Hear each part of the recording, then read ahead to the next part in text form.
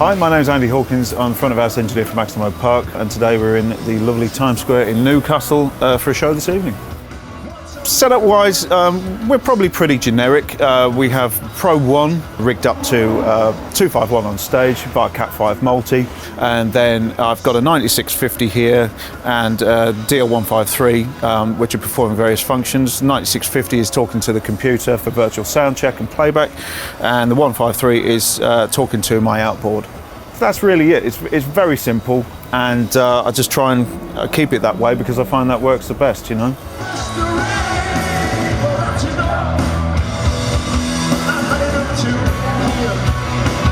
I've got kick and snare groups being processed outside of the board, comes back in, and then is summed together with the rest of the drums, which is then run into an overall drum compressor. So you've got groups going to groups, fairly unusual.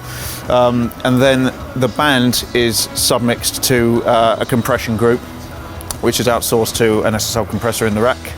And then the vocals are laid in over the top of that, because what I don't like is vocals stuck in the instruments. I'd rather have the capability to serve the vocals over the top and push the band up when I want without it affecting the vocal level as well, in terms of limiting on PA, etc., etc. Keep the signal path as short as you can. You know, yes, I'm using some outboard, but it's not loads. And I'm relying pretty heavily on the onboard dynamics. The compressors in this desk is great. You know, I do love the ability to switch between the different types. The gates have been extremely good as well. I've been very, very impressed.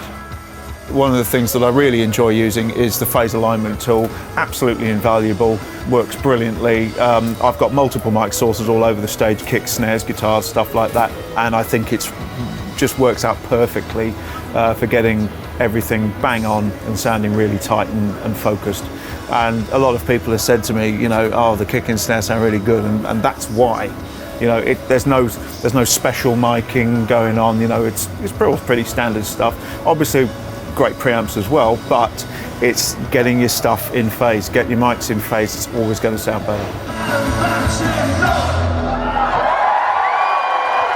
We've used the board in all kinds of situations. Mostly we're playing fairly large shows. The band's pretty big in the UK and Europe, so obviously we transport the desk around a lot. We can be playing anything between sort of 10,000 cap headline festival to, you know, a major event, 40, 50,000, something like that. Reliability-wise, the console's been first class. You know, I've never had any problems with it at all. I've had a couple of questions once or twice, and MIDAS tech support have always been great with me. Just on the phone, we've generally sorted the problem out, and it's always been minor stuff. You know, it's never really a major operational problem. It's worth mentioning why I've really gone for this board, and the answer is, as it always should be, the sound. The preamps are absolutely spectacularly good and very reminiscent of the quality of the preamps that you had in the XL3, XL4. I know a lot of time was spent in developing that and making that good. I really like that. I think the sound of the summing amplifier is tremendous. And I work in studios a lot, and I have an analog board in the studio, and this is giving it a serious run for its money in quality terms. And of course the ability to work at 96K, that's great too.